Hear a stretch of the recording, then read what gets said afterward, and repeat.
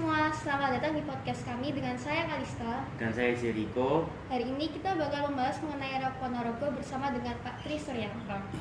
Di podcast kali ini kalian bakal dapetin banyak informasi mengenai Reok Ponorogo. Jadi selamat mendengarkan. Ya, terima kasih. Assalamualaikum warahmatullahi wabarakatuh. Salam sejahtera untuk kita semua. Pertama, ini adalah sekretariatan dari budaya Nusantara seni tradisi lokal Jawa Timur yang mewadahi kearifan lokal yang di Jawa Timur. Salah satunya termasuk reok. Ya. Jadi reok ini diciptakan di era pada saat itu belum ada NKRI, jadi masih berupa sebuah kerajaan yang sangat besar, yaitu Majapahit. Nah, jadi kenapa reok ini hadir pada saat itu? Memang di Majapahit ini ya terjadi semacam transisi untuk kebudayaan ya. Jadi kesenian ini diciptakan di eranya Tumenggung Putu Suryo Ngalam sebagai bentuk protes kepada raja saat itu, yang mana raja pada saat itu memperistri 2 orang dari Cina ya, yang beragama Islam. Jadi awalnya di sana. Nah, kenapa ini diciptakan sebagai bentuk protes? Itu sebenarnya sebagai simbol atau lambang. Dengan tahu bahwa di dalam kesenian reok ada 2 unsur yang kuat, yaitu kepala macan dan bulu merak. Ya, bulu meraknya kan ada di atasnya kepala macan. Ya, ini sebagai simbol bahwasanya kepala macan atau singa itu adalah lambang kekuasaan. Di atasnya bertengger burung merak itu adalah simbol kecantikan. Artinya apa? Raja pada saat itu di dalam mengambil suatu keputusan penting ini banyak dipengaruhi oleh sang permaisuri atau sang istrinya. Itu disimbolkan seperti itu. Ya, nah, ini ditangkap oleh raja bahwasanya, kesenian ini kok arahnya memprotes saya, gitu loh. Ini adalah disimbolkan bahwa ini adalah bentuk pembangkangan seorang abdi dalam terhadap raja. Makanya kesenian ini dulu tidak boleh ditampilkan. Dianggap ini pembangkangan. Karena apa? Karena yaitu tadi seorang Tumenggung, kalau sekarang itu mungkin lurah, kok berani-beraninya menyindir seorang presiden. Nah, itu analoginya seperti itu. Sehingga kesenian ini pada saat itu dilarang. Nah, setelah masa berganti, ya, perjalanan waktu, Ponorogo atau nama lain dulu Wengker, ya, itu diperintah oleh seorang Muslim yang pertama, ya, yaitu bernama Bathara Katong. Nah, siapakah beliau? Beliau adalah sosok anak dari keturunan raja dengan putri dari Cina yang saya sebutkan tadi, yang bernama siapa? Di sana Bathara Katong. Bathara Katong itu bukan seorang raksasa, tapi itu hanya sebuah nama, ya, nama. Lalu apa hubungannya dengan reok? Nah, reok yang dulu tadinya dilarang ya di eranya Putu Suryo Ngalam ini dihidupkan kembali. Tapi apa? Fungsinya bukan sebagai sindiran atau satir, tapi ini difungsikan sebagai sarana dakwah. Ya. Oleh sebab itu kesenian ini diberi sebuah alur cerita, seakan-akan di Ponorogo itu ada sebuah kerajaan bernama Bantarangin dengan Raja Klonoswandono. Ceritanya reok itu kan di situ. Dengan Raja Klonoswandono tertarik dengan putri dari Kediri yang bernama Dewi Songgolangit. Lalu sang raja ini mengutus sang pate yang bernama Pudonggoanom, atau kalau dikenal itu Pentulan atau Bujangganong, itu adalah seorang pate untuk melamar, tapi di tengah perjalanan dihadang oleh Raja Singobarong dari Lubaya, sehingga terjadilah pertarungan. Karena kalah sakti, pate ini kembali melapor ke raja.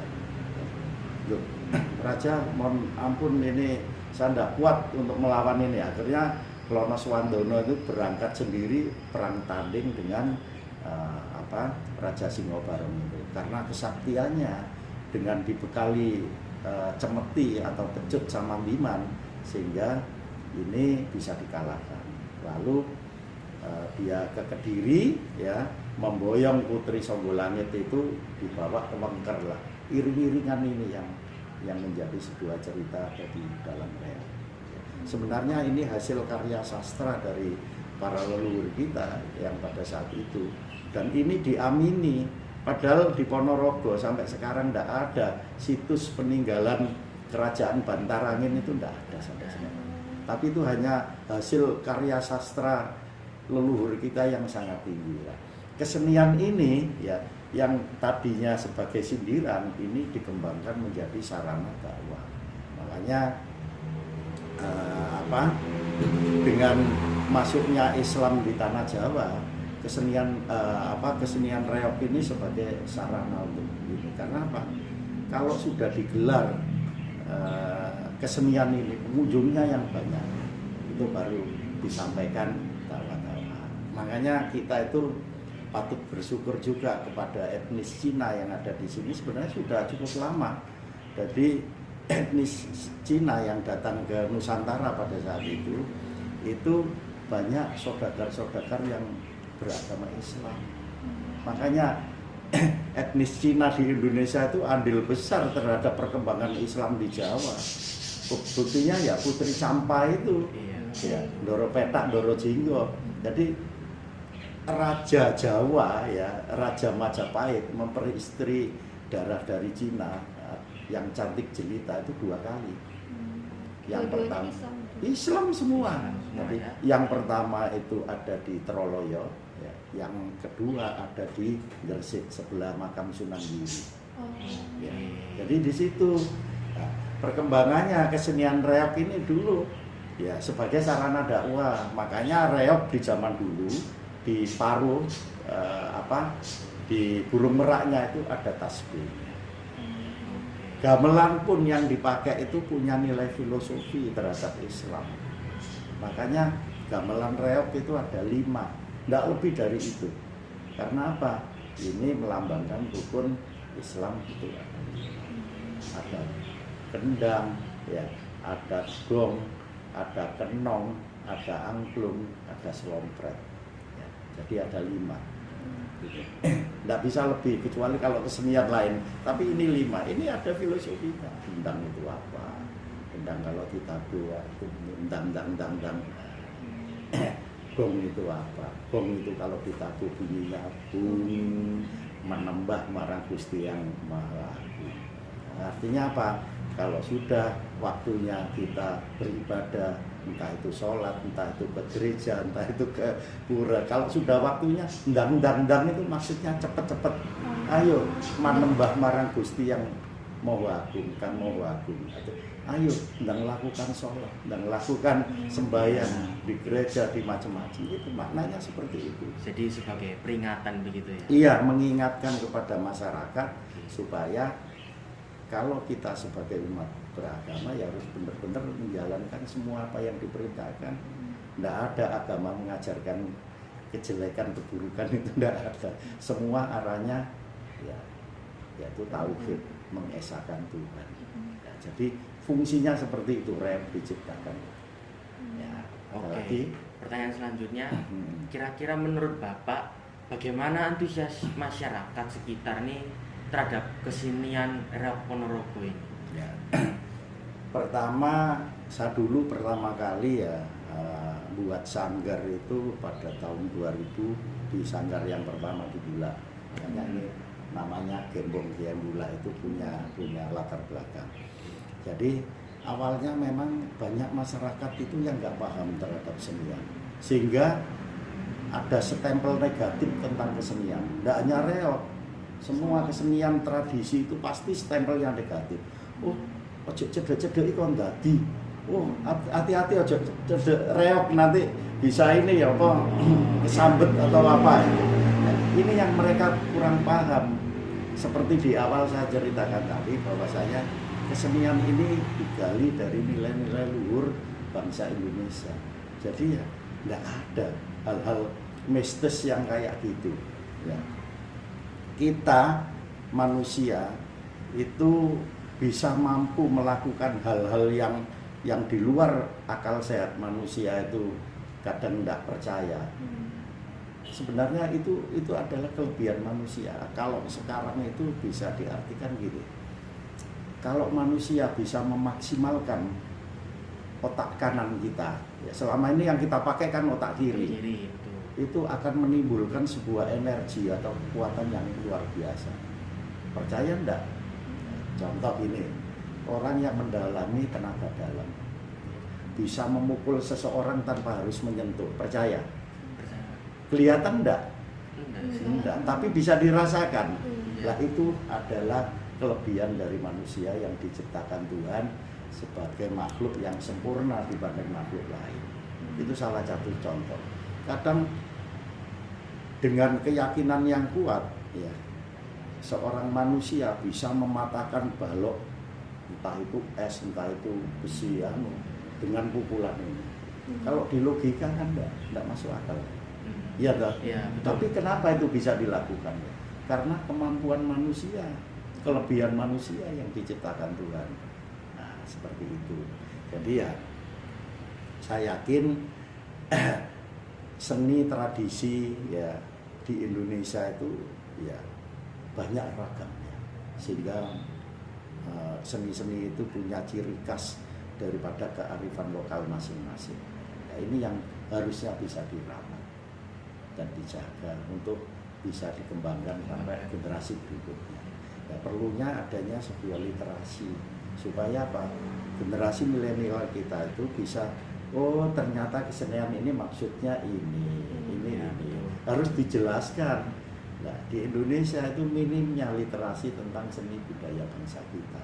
Ini tugas kalian nanti kalau sudah jadi mahasiswa harus bisa, oh aku ingin mengembangkan tradisi ini rek, ya apa caranya tak tulis supaya besok bisa dinikmati oleh generasi berikutnya. Ya, harusnya itu.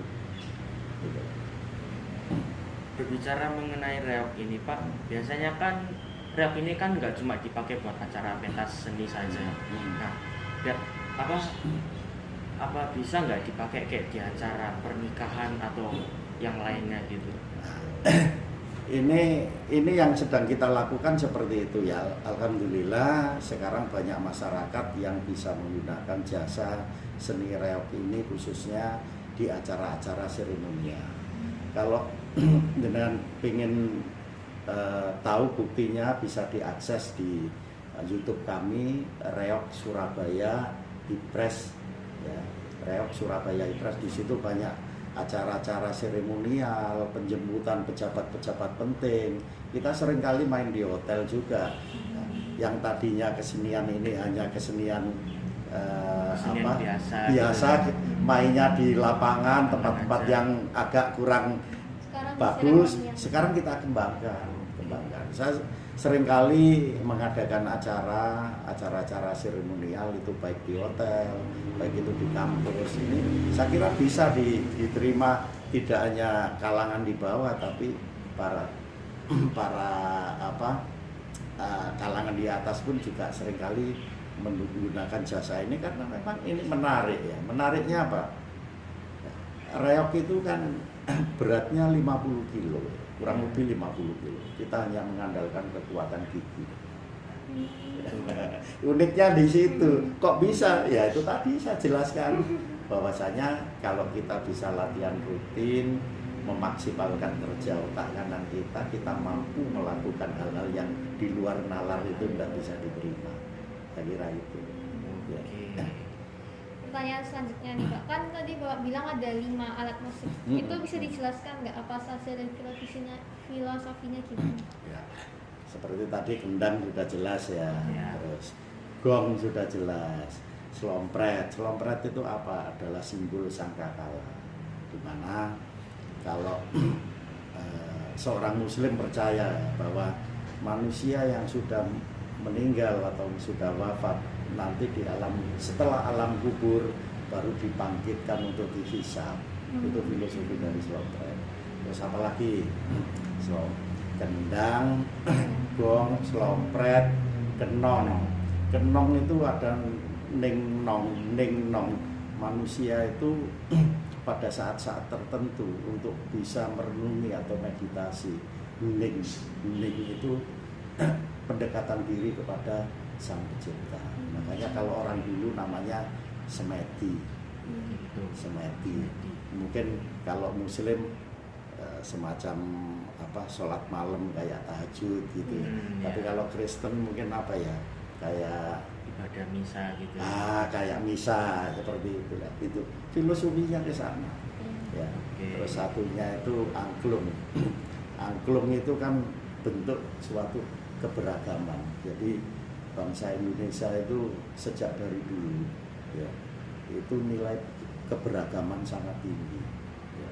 Dan ini diadopsi oleh Undang-Undang Dasar kita 45. Jadi nilai ketuhanan sampai nilai keadilan itu merupakan satu kesatuan yang utuh, tidak terpisahkan.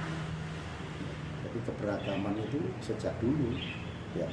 Pada saat Majapahit Hindu-Buddha itu mendominasi masyarakat kita, pemeluk agama itu, tapi Islam hadir diterima. Walaupun Islam sebagai minoritas, ya sekarang Islam jadi mayoritas. Agama-agama lain diterima.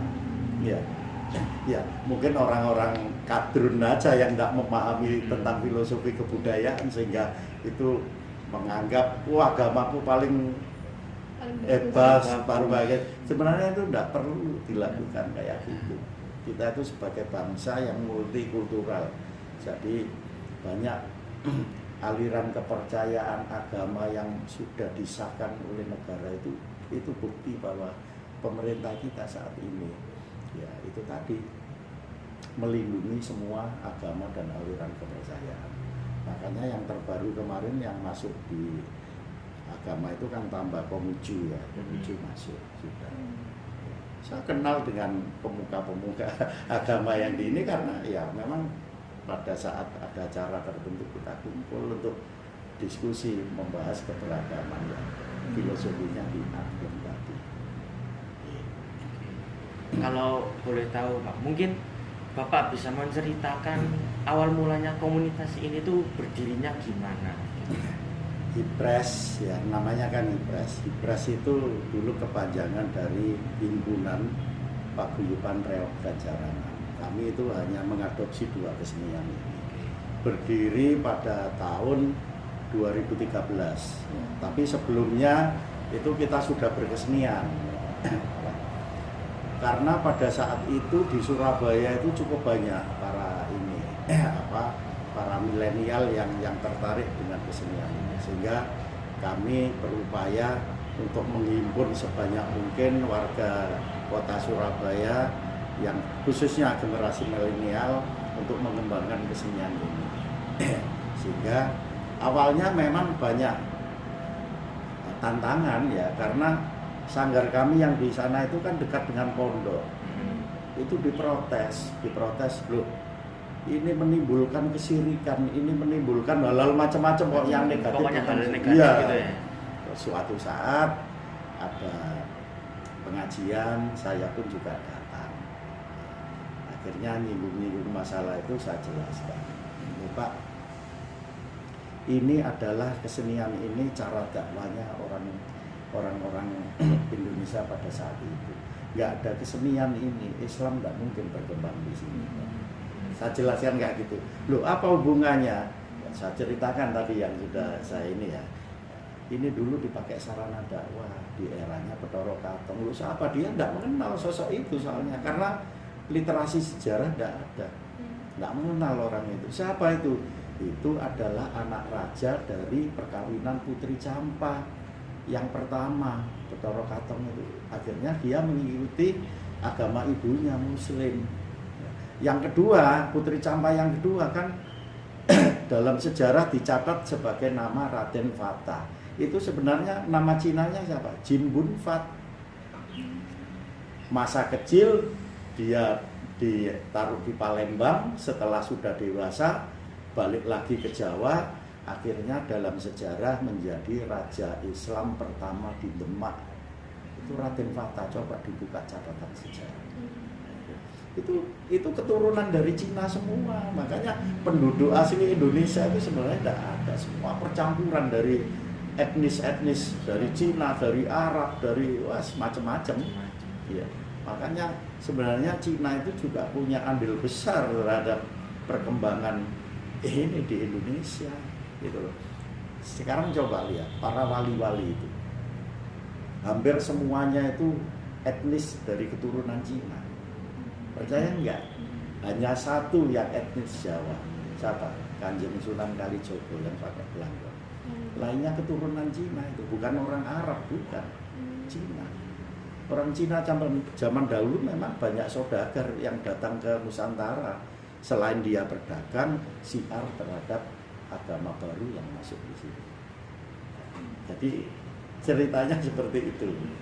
Udah paham ya? Ya, terus mengenai Reo Ponorogo ini kan biasanya kan dibagi ya kelompok-kelompok gitu. Ada yang bermain musik, terus ada yang tampil di tengah-tengah panggung. Mungkin Bapak bisa menjelaskan tugas mereka tuh apa aja? Jadi kesenian Reo Ponorogo itu pertama kan itu menggambarkan sebuah alur cerita tadi yang saya sampaikan. Ya. Raja Bantarangin, Wengker tertarik dengan putri Kediri yang bernama Dewi Songgolangit. Mungkin di Kediri versinya itu sama dengan cerita Panji, cerita tentang percintaan. Nah, ini Reo ini sebenarnya alur ceritanya ya tentang percintaan karena tertarik ya dengan putri cantik sehingga ada penghalangnya waktu melamar, ini terjadi pertarungan yang sengit ya. Itu ada sosok tarian yang bernama Klono Swandono, itu menggambarkan kiprah seorang raja itu ya. Nanti bisa dilihat yang tarian lengkap ada badongnya yang di belakang, itu adalah sosok raja. Terus ada lagi sosok Pate. Pate itu Bojogo Anom yang kayak wewe pakai topeng itu ya, lincah, kadang-kadang gerakannya sangat lucu. Ini adalah sosok figur seorang Pate. Terus ada sosok figur penari jadil. Apa? Penari jadil yang sekarang dipakai anak putri-putri nunggang kuda sesek yang kayak di itu. Ya, kuda lumping itu adalah menggambarkan sosok prajurit daripada Prabu Klono Swandono. Terus ada lagi sosok Warok. Warok itu adalah figur daripada orang yang dituakan. Ya, itu semacam penasehat lah. Ya, seperti itu. Jadi ada 4 tarian yang ada di dalam kesenian Reo. Mereka punya semacam cerita-cerita tersendiri tentang hubungannya dengan kesenian ini. Terus di dalam komunitas ini tuh ada berapa banyak orang yang terlibat, Pak? Kalau dalam satu sanggar minim itu sekitar 18 sampai 30. Itu minimalnya 18 sampai 30. Iya, 30. Jadi memang kesenian ini melibatkan banyak orang ya. Terus persahabatannya gimana, Pak? Ya, sangat luar biasa karena kita menjaga menjaga kebersamaan, toleransi satu dengan yang lain, sehingga hal-hal yang sangat sensitif bisa memecah belah terhadap keutuhan ini dihindarkan. Makanya dalam satu grup itu banyak, ada etnis Madura, ada etnis Jawa, ada etnis Cina, ada yang dari luar pulau. Itu agamanya pun juga beragam. Kita kita tidak berbicara soal agama, nggak berbicara soal etnis, tapi kesenian ini sebagai bentuk seni yang adiluhung, kesenian yang punya nilai-nilai bangsa kita pada saat itu yang harusnya dijaga dan dirawat serta dikembangkan. Gitu loh. Ada lagi? Udah. Gimana? Terus yang terakhir, pernah ada konflik nggak Pak di dalam komunitas ini? Kenapa? Konflik. Konflik saya kira ya itu karena kita satu sama lain itu saling asih asuh ya, sehingga kita meminimalkan konflik. Kalaupun ada suatu permasalahan ya kita rebut bareng-bareng, kita selesaikan dengan cara-cara kekeluargaan. Kita kan mengajarkan keberagaman, mengajarkan kekeluargaan atau persahabatan yang tinggi. Jadi ya hal-hal semacam itu kita hindari, jangan sampai terjadi. Kita semua sama, kita satu saudara, satu komunitas yang mengembangkan nilai-nilai budaya kita, bangsa kita, ya harusnya dihindarkan gitu. Jadi seperti itu. Oke, terus Bapak pernah dengar nggak soal Rep Ponorogo ini sempat diklaim sama negara lain di mana, Malaysia ya kalau nggak salah. Malaysia. Nah, kira-kira pendapat Bapak bagaimana? Nah, kita tidak bisa menyalahkan 100% kesalahan Malaysia karena orang-orang yang ada di Malaysia itu nenek moyangnya dari sini, dari Madiun, dari Ponorogo, dari Ngawi. Pernah pada saat itu ada kunjungan mahasiswa dari UGM yang mengambil program S2, salah satunya tertarik dengan reog, datang ke tempat kami. Ya, kami sampaikan bahwa itu adalah asli budaya bangsa kita. Akhirnya dia sendiri juga cerita, iya Pak, teman-teman kami yang di sana itu nenek moyangnya, leluhurnya adalah orang-orang dari Jawa. Ya, mungkin karena apa dulu merantau ke sana, jadi bekerja di Malaysia, akhirnya dia enggan balik ke Indonesia. Nah di sana karena sudah punya anak, punya cucu, ya cucunya ini yang kangen, ya, rindu terhadap budaya leluhurnya, sehingga dikembangkan di daerah Batu Pahat, itu daerah Selangor, itu dikembangkan kesenian ini. Ya, tapi namanya aja yang berubah, di sana itu namanya barongan, kalau di sini reog. Tapi alur cerita sumber ininya semua sama. Iya, dikembangkan di sana. Nah, pemerintah Malaysia tanggap ya, ini sebagai kearifan lokal warga saya di daerah Batu Pahat. Akhirnya pemerintah di Raja Malaysia hadir, ini mendapat tempat karena sana itu tradisi kan sangat diperhatikan gitu. Ya, itu kesalahan dari pemerintah kita. Kenapa ini tidak ditangkap sebelumnya, padahal ini budaya asli Indonesia. Kalau orang bilang reog pasti Ponorogo, nggak ada reog Madiun, reog Malaysia nggak ada. Berarti reog Ponorogo lah. Ponorogo itu mana? Salah satu kota kabupaten yang ada di Indonesia. Ya, salahnya pemerintah kita kurang tanggap untuk hadir, bagaimana seni tradisi ini harus dikembangkan. Ya enggak salah Malaysia gitu loh.